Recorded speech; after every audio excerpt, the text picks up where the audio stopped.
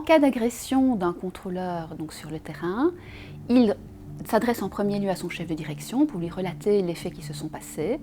On lui demande de mettre cette relation par écrit, de déposer plainte auprès des services de police et l'ensemble de ce contenu nous est transmis au niveau de l'administration centrale, que nous transférons nous-mêmes au niveau de notre conseiller en prévention et au niveau de notre service contentieux, car généralement des poursuites judiciaires sont entamées à l'encontre de l'auteur des faits d'agression. Dans un cas concret d'agression, la victime est obligée de déclarer les faits qu'il a connus auprès du SIPPT. Il s'agit d'une obligation légale. Le SIPPT doit enregistrer ce fait dans le registre de faits des tiers. Ce registre est consulté plusieurs fois par an, mais à la fin de chaque année, une analyse de ces faits est menée par les SIPPT pour essayer de voir quelle est la tendance au niveau de ces agressions. Au cours de l'année écoulée, on a eu une vingtaine de cas, 10 émanés du CLS, 8 de CBE et 2 de l'accueil à l'administration centrale.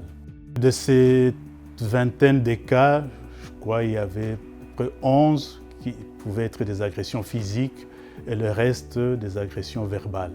Ces chiffres ont tendance à augmenter, je dirais pour 2 raisons. Parce que les collaborateurs sont conscients, de plus en plus conscients qu'ils doivent déclarer ces faits. De l'autre côté, l'environnement économique aussi devient de plus en plus difficile et les employeurs qui sont contrôlés ne trouvent pas les inspecteurs toujours les bienvenus. Nous apportons, en cas d'agression, évidemment un encadrement et un soutien à nos contrôleurs. En première ligne, c'est le chef de direction qui va les écouter et faire une évaluation avec eux. Le conseiller directeur de l'administration centrale prend de manière systématique contact également avec la personne qui a été victime du fait d'agression, ainsi que le conseiller en prévention.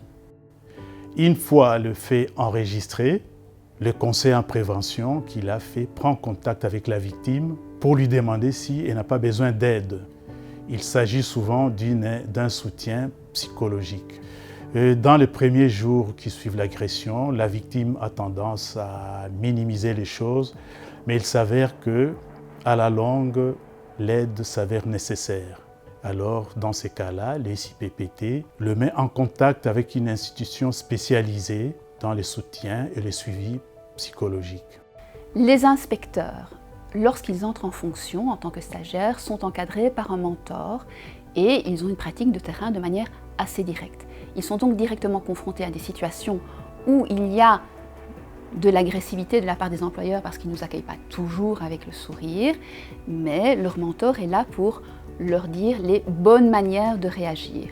Néanmoins, au niveau du CLS, nous estimons que ce n'est pas suffisant et en 2019, nous avons pris la décision de mettre sur pied une formation pour les former à la manière de bien réagir en cas de situation d'agressivité ou d'intimidation. Et ces formations vont débuter ici en octobre 2020.